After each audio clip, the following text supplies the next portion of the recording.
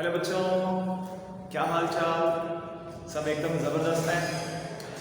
तो बच्चों, अगर आपको याद हो तो मैंने लास्ट टाइम प्रेशर के बारे में पढ़ा था और उससे लास्ट टाइम हम लोगों ने डेंसिटी के बारे में पढ़ा था। Chapter number 7 properties of matter, इसको हम लोग पढ़ रहे हैं और इसके हमारे 2 लेक्चर हो चुके हैं। आज हमारा तीसरा लेक्चर है, आज इसका 3rd लेक्चर है। और बच्चों जल्दी से आ जाइए पेज नंबर 149 के ऊपर, क्योंकि आज हम पढ़ने जा रहे हैं एटमॉस्फेरिक प्रेशर के बारे में। ठीक है, ये जो टॉपिक है बच्चों, ये यहाँ से आमतौर पर शॉर्ट क्वेश्चन और एमसीक्यूज पूछे जाते हैं बोर्ड एग्जाम के अंदर। और इसमें जो सवाल आपको, जिन चीज़ों का आपको पता होना चाहिए बच्चों, वो क्या क्या है, इसमें आपको पता होना चाहिए इसकी डेफिनेशन, इसकी वैल्यू, इसको किस इंस्ट्रूमेंट से मेजर करते हैं, फिर एटमॉस्फेरिक प्रेशर की प्रॉपर्टीज़ क्या क्या होती हैं, और इसका प्रूफ एक है, इसका एक प्रूफ है, हमने वो प्रूफ भी करना है। ठीक है, और मैथमेटिकल प्रूफ नहीं, थ्योरेटिकल प्रूफ है, आपको वो प्रूफ भी आना चाहिए। ठीक है, तो ये कुछ 4-5 चीज़ें आपको इस टॉपिक में से आनी चाहिए। चलिए हम टाइम वेस्ट नहीं करते, डायरेक्ट आगे जाते हैं। तो सबसे पहले है डेफिनेशन। एटमॉस्फेरिक प्रेशर की डेफिनेशन क्या होती है बच्चों?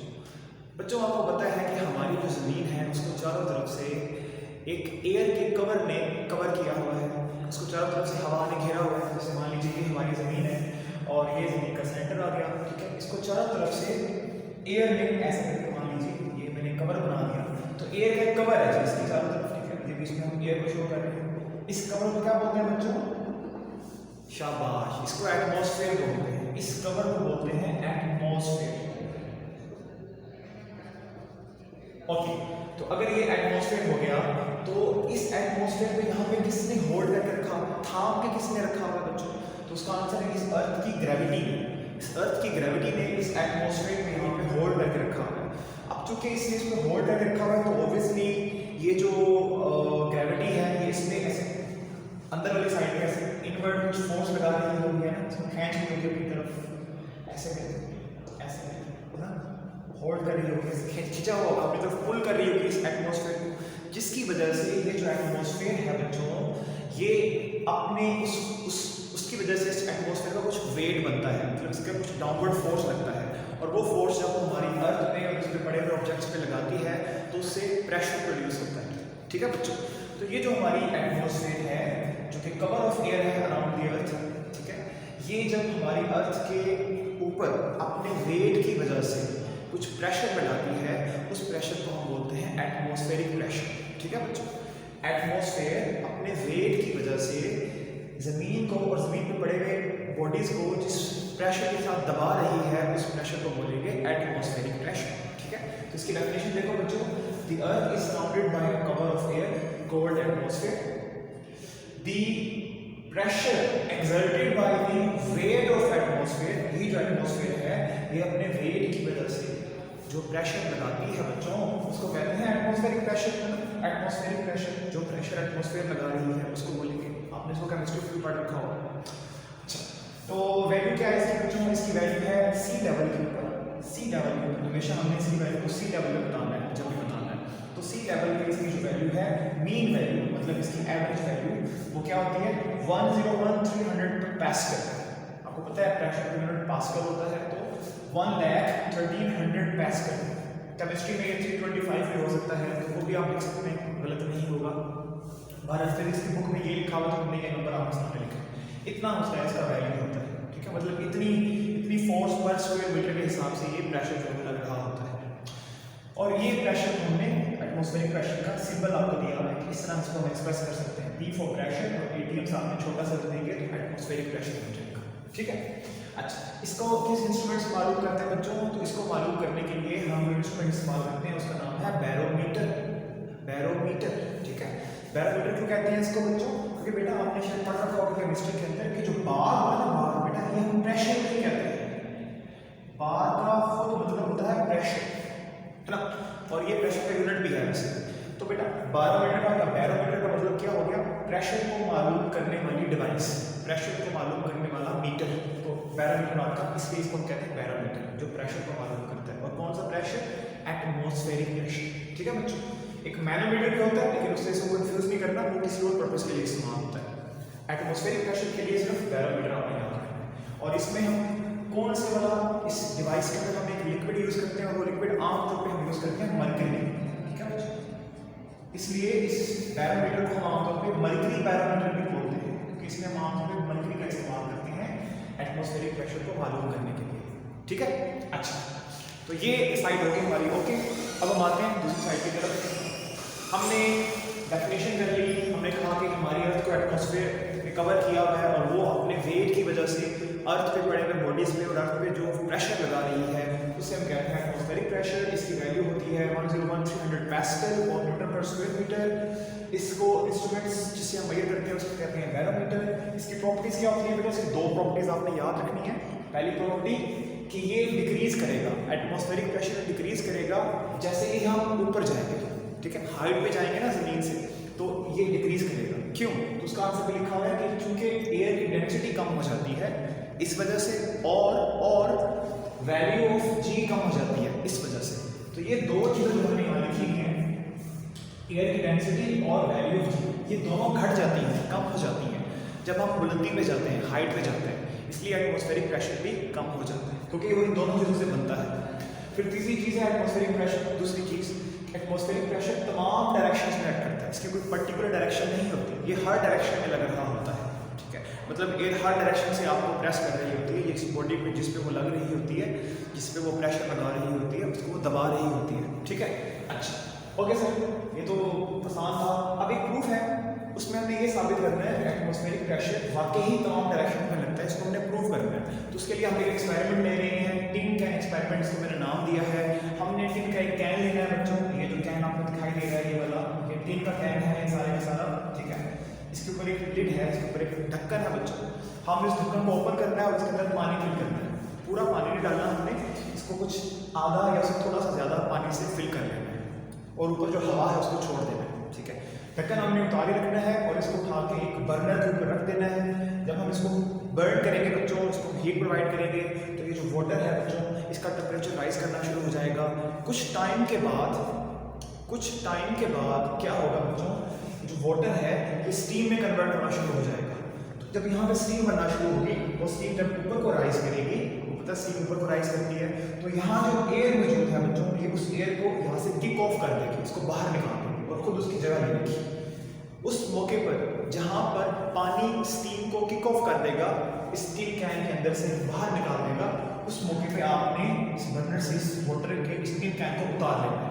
उतार के इसके ऊपर दोबारा ढक्कन चढ़ा देना है और चढ़ा के ये ढक्कन आपने इसको चढ़ा देना, इसको बंद कर देना है और अब आपने इसको उठा के एक पानी के नल के नीचे रख देना है, वाटर टैप के नीचे रख देना है।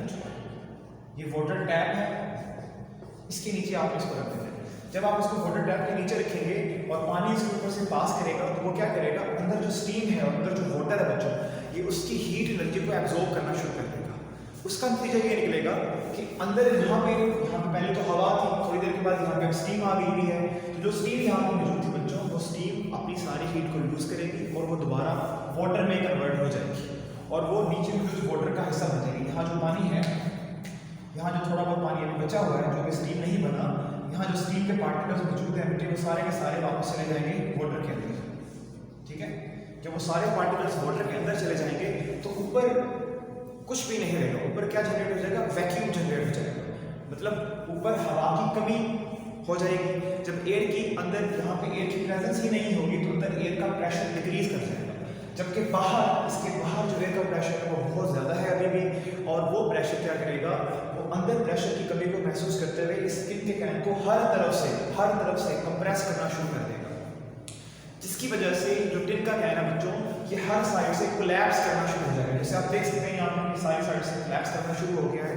इससे हम ये प्रूव कर सकते हैं कि देखिए कि जो एटमॉस्फेरिक प्रेशर है उसने जब इस टिन कैन पे अपना जोर लगाया है तो उसने हर तरफ से इसको कंप्रेस किया है, हर तरफ से इसको कोलैप्स किया है। इससे ये प्रूव होता है कि एटमॉस्फेरिक प्रेशर चारों तरफ से एक्ट करता है, ये कोई पर्टिकुलर डायरेक्शन नहीं होती इसकी, ये चारों तरफ से एक्ट करता है। ठीक है बच्चों, तो ये हम इस तरह के एक्सपेरिमेंट से इसको प्रूव कर सकते हैं।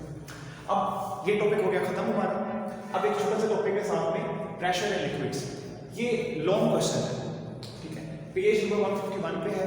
इसमें 3 में हेडिंग्स बनेगी। पहला इंट्रोडक्शन, दूसरा इसका एक फार्मूला है, हमने वो ड्राइव करना है, तीसरा इसका जो फार्मूले से रिजल्ट निकलेगा उस रिजल्ट को लिखने में बनेगी। तो बच्चों इसका जो पहला पैराग्राफ है वो इंट्रोडक्शन का है। इसमें क्या बताया गया है, इसमें बताया गया कि जो लिक्विड्स होते हैं बच्चों वो प्रेशर एक्सर्ट करते हैं। ये प्रॉपर्टी होती है बेटा फ्लूइड्स की भी और सॉलिड्स की भी कि वो प्रेशर लगा सकते हैं। वो जिन बॉडीज पे वो होते हैं या जिस कंटेनर में आपका लिक्विड होता है वो उस कंटेनर के चारों तरफ प्रेशर लगाता है, नीचे भी, ऊपर भी, साइड में भी, हर तरफ। या कोई भी चीज़ जब लिक्विड में जाती है तो लिक्विड उस पर चारों तरफ से प्रेशर लगा रहा होता है। तो it exert pressure, liquid pressure लगाता है और ये लिक्विड प्रेशर एक्ट करता है तमाम डायरेक्शन में, इसकी कोई पर्टिकुलर डायरेक्शन नहीं होती। जैसे एटमॉस्फेरिक प्रेशर था ना कि चारों तरफ से इसमें कैन को कंप्रेस करेगा, वैसे लिक्विड का प्रेशर भी ऐसे ही होता है, ये हर डायरेक्शन में एक्ट कर रहा होता है। ठीक है, अच्छा सर, तो लिक्विड प्रेशर की और बात याद रखनी है आपने, जो लिक्विड प्रेशर लगाता है बच्चों वो डेप्थ के साथ साथ वेरी करता है। लिक्विड में जितना हम नीचे चले जाएंगे, जितना हम लिक्विड की डेप्थ में ज़्यादा से ज़्यादा जाएंगे उतना लिक्विड का प्रेशर बढ़ता जाएगा। ठीक है, और जितना ऊपर आएंगे उतना वो घटता जाएगा। ठीक है, ये कुछ बुनियादी बातें आपने याद रखनी है। उसके बाद हम इसके डेरिवेशन की तरफ चले जाते हैं। इसका ना एक फार्मूला है, लिक्विड प्रेशर का एक फार्मूला है। तो वो फार्मूला है क्या? तो ये है बच्चों, P equals density of the liquid, that is rho, हमने पढ़ा था पीछे डेंसिटी का टॉपिक में, ये इनटू G इनटू H। ठीक है बेटा, ये इसका फार्मूला है और इसको हमें ड्राइव करना है। इस फार्मूले का फायदा ये है कि इसमें हम जब वैल्यूज पुट करेंगे, प्लग इन करेंगे, तो हम बड़े आराम से जो लिक्विड का प्रेशर है वो निकाल सकते हैं। ठीक है, तो इसको हम ड्राइव करते हैं। एक मिनट बाद लो बच्चों, हम इसको ड्राइव करने जा रहे हैं, इस प्रेशर, इस फार्मूले को। हमने बच्चों एक कंटेनर लिया, ये मान लीजिए हमारे पास एक कंटेनर है। ठीक है, एक कंटेनर लिया हमने। ठीक है, और ये कुछ इस तरह करके है, ऐसे करके एक कंटेनर लिया हमने, ये नीचे वाला क्वेश्चन बराबर कर देते हैं। हमने कंटेनर लिया और इसमें हमने कुछ पर्टिकुलर लेवल तक हमने एक फ्लूइड को, एक लिक्विड को इसमें भर दिया। मान लीजिए यहाँ तक हमने किसी लिक्विड को, मान लीजिए पानी भर डाल दिया इसके अंदर, हमने यहाँ तक लिक्विड डाल दिया। ठीक है, फिर हमने इसके अंदर एक सरफेस को इमेजिन करना है, यहाँ बॉटम में, नीचे करीब कुछ इस तरह की सरफेस, डिस्क शेप सरफेस हमने इमेजिन की। ये सरफेस जो है, यहाँ पे अगर हम इसको ऐसे करके इतना शो करते हैं, ऐसे करके, ये जो सरफेस हमने नीचे इमेजिन किया बच्चों, ये सरफेस डिस्क की तरह की है। ठीक है, और इसका एरिया, इस सरफेस का एरिया हम कैपिटल ए मान रहे हैं, इस सरफेस का एरिया हम कैपिटल ए मान रहे हैं। हम चाहते ये हैं कि हम इसके ऊपर लगने वाला लिक्विड का प्रेशर मालूम करें। ठीक है, उसका हम फार्मूला ड्राइव करें। तो हम क्या करेंगे बच्चों, उसके लिए हम जानते हैं कि हमें ये अच्छी तरह पता है, एज वी नो दैट, हमें अच्छी तरह पता है कि जो प्रेशर होता है बच्चों, उसका फार्मूला होता है फोर्स डिवाइडेड बाय एरिया। अगर हमने इस सरफेस के ऊपर, ये जो जिसका एरिया ए है, इसके ऊपर हमने जो लिक्विड का प्रेशर है वो मालूम करना है, तो उसका फार्मूला कुछ ऐसा होना चाहिए, P equals to force over area. ये जनरल फार्मूला होता है प्रेशर का, ये इस तरह हम निकाल सकते हैं। तो अगर मैंने ये प्रेशर निकालना है तो मुझे एरिया पता होना चाहिए, जो मैं बड़े आराम से निकाल सकता हूँ, और मुझे फोर्स पता होनी चाहिए जिससे इस एरिया को नीचे प्रेस किया जा रहा है। अब एरिया तो मैं बड़े आराम से निकाल सकता हूँ, लेकिन फोर्स में मसला है, फोर्स नहीं निकाली जा सकती। फोर्स कैसे निकालेंगे?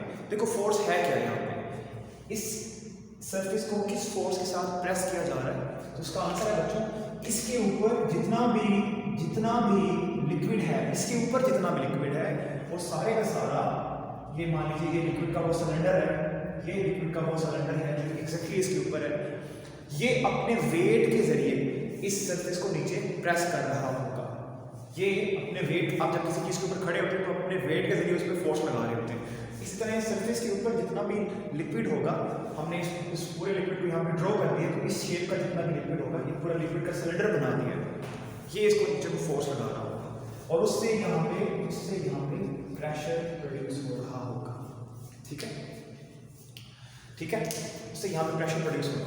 चलिए, तो ये फोर्स, ये वो फोर्स है जो ये लिक्विड लगा रहा है इसके ऊपर वाला लिक्विड। ठीक है, अब ये फोर्स किसके बराबर होगी? ये फोर्स बराबर होगी इस लिक्विड के सिलेंडर के वेट के बराबर। ठीक है, तो ये प्रेशर हो जाएगा, फोर्स की जगह पे वेट आ जाएगा लिक्विड का, डिवाइडेड बाय उस सरफेस का एरिया जहाँ पे वो प्रेशर लग रहा है। ठीक है, फिर आप देखो वेट जो होता है बच्चों, ये बराबर होता है mg के, है ना, तो mg और एरिया नीचे। ठीक है, क्यों लिया हमने? क्योंकि वेट को कैसे निकालेंगे हम? वेट को तो नहीं निकाल सकते हम लोग, कैसे निकालेंगे कि कितना वेट है इस सरफेस के ऊपर लिक्विड का? नहीं निकाला जा सकता, तो उसको ऐसी शक्ल में लेके जाना है जहाँ से इसको निकालना हमारे लिए आसान हो। तो हम वेट को लिख देते हैं mg, क्योंकि हम जानते हैं वेट का mg के साथ ये रिलेशन होता है। अब देखो हमारे पास g हमें पता है, g की वैल्यू क्या होती है, एरिया का भी हमें पता होता है। अब ये है m, यानी m क्या है? ये हमारे उस लिक्विड के सिलेंडर का मैस है। अब मैस कैसे निकालें, इसके ऊपर जो लिक्विड सिलेंडर का मैस है वो कैसे निकालें, वो भी निकालना हमारे लिए मुश्किल है। तो हम क्या करेंगे बच्चों, हम डेंसिटी इक्वेशंस यूज करेंगे। हमने पढ़ रखा है कि जो मैस होता है बेटा वो डेंसिटी टाइम्स वॉल्यूम के इक्वल होता है डेंसिटी इक्वेशन के अंदर। तो प्रेशर क्या हो जाएगा हमारा, प्रेशर हो जाएगा मैस की जगह पे आ जाएगा डेंसिटी। अब देखो डेंसिटी जो है ना ये लिक्विड है, और लिक्विड की डेंसिटी को हम लोग डी से रिप्रेजेंट नहीं करते, लिक्विड की डेंसिटी को हम लोग रो से रिप्रेजेंट करते हैं। यहाँ पे रो आ जाएगा, ठीक है। तो एम की जगह पे आ जाएगा रो, और साथ में आ जाएगा वॉल्यूम, साथ में आ जाएगा जी डिवाइडेड बाय एरिया, ठीक है। अब एक आखिरी चीज रह गई, ये जो वॉल्यूम है ये किसका वॉल्यूम है, इस लिक्विड सिलेंडर का वॉल्यूम है जो प्रेशर लगा रहा है, जो फोर्स लगा रहा है। ये वैल्यू जी जो यहाँ पे है, और ये डेंसिटी है उसकी, इस लिक्विड की डेंसिटी जिसमें हमारा सरफेस पड़ा हुआ है। ये जो वॉल्यूम है इसको हम किसी को और शक्ल पे भी लिख सकते हैं, और वो क्या है, देखो आपने पढ़ रखा होगा कि जो सिलेंडर का वॉल्यूम होता है उसकी एरिया और उसकी हाइट के इक्वल होता है। तो जरा गौर करो, इस सिलेंडर की हाइट कितनी होगी, यहाँ से लेकर यहाँ, ये हाइट होगी सिलेंडर की, और इसको मान रहे हैं कि h के बराबर है, ठीक है। और इसका एरिया कितना होगा, इस सिलेंडर का एरिया कितना होगा, सिलेंडर का एरिया का मतलब है ये हिस्सा, इसकी गोलाई कितनी है, किसी भी पॉइंट पे इसकी गोलाई कितनी है। तो देखो वो कितनी होगी, जितनी इस सरफेस की गोलाई है उतनी उसकी गोलाई होगी। तो क्या होगा बच्चों, हम इसको क्यों लिख सकते हैं, pressure equals to rho, volume की जगह पे एरिया इनटू हाइट, साथ में जी डिवाइडेड बाय एरिया। अब एरिया को एरिया से कैंसिल करता हूं तो प्रेशर का फार्मूला आ जाएगा रो एच जी या फिर रो जी एच, दोनों तरह से लिख सकते हो। बुक में ये वाली फॉर्म लिखी हुई है तो इसी को तुम लिख देना, ऐसे लिखो वैसे लिखो, एक ही बात है। ये हमारे पास फार्मूला आ गया।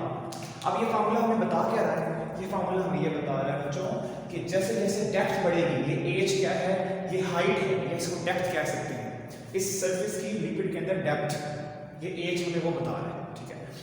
तो जितनी ये हाइट या डेप्थ ज़्यादा होगी हमारी सरफेस की लिक्विड के अंदर, उतना ही लिक्विड उस पर ज़्यादा प्रेशर लगाएगा, क्योंकि दोनों आपस में डायरेक्टली प्रोपोर्शनल हैं। इसको हम यूँ भी लिख सकते हैं, P is proportional to H.